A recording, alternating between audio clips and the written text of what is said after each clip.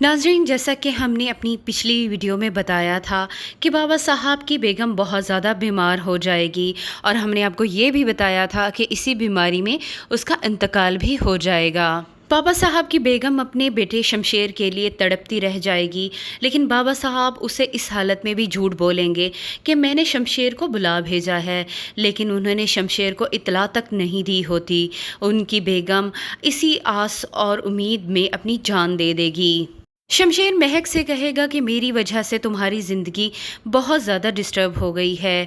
तब वो उससे कहेगी कि मेरी तो ज़िंदगी उसी दिन बर्बाद हो गई थी जिस दिन मैं तुमसे मिली थी। शमशेर को मालूम भी नहीं होगा कि उसकी माँ मौत हयात की कश्मकश में मुब्तला हो चुकी है।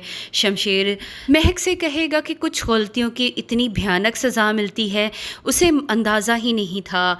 बाबा साहब अपनी बेगम की बिगड़ती हुई हालत देखकर बहुत ज़्यादा परेशान होते हैं, लेकिन जब दारा बाबा साहब से कहेगा कि हमें अब शमशेर को बुला लेना चाहिए, अम्मी भी उनको बहुत ज़्यादा याद कर रही हैं, तब बाबा साहब कहेंगे कि हमारा उसके साथ कोई ताल्लुक़ नहीं, तुम्हारी माँ को दिलासा देना था वो मैं दे चुका हूँ, बस उसको यही उम्मीद दिलाए रखो कि शमशेर आ रहा है, लेकिन शमशेर को बुलाने की कोई भी ज़रूरत नहीं और ना ही उसे कोई ये इतला देगा। शमशेर को आग करने और उसे घर से निकालने के बावजूद भी अब भी बाबा साहब के दिल में उसके लिए ज़रा बराबर भी मोहब्बत नहीं जागी है।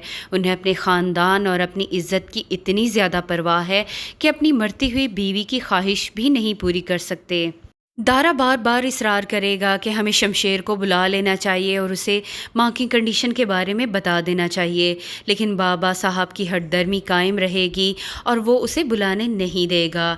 इसी हालत में उसकी माँ का इंतकाल भी हो जाएगा, लेकिन तब भी शमशेर को मालूम नहीं होगा। शमशेर तो जॉब के लिए मारा मारा फिर रहा होगा। महक के दिल में भी अब उसके लिए मोहब्बत जागना शुरू हो जाएगी, वो भी उसे नेक तमन्नाओं के साथ रुखसत करेगी।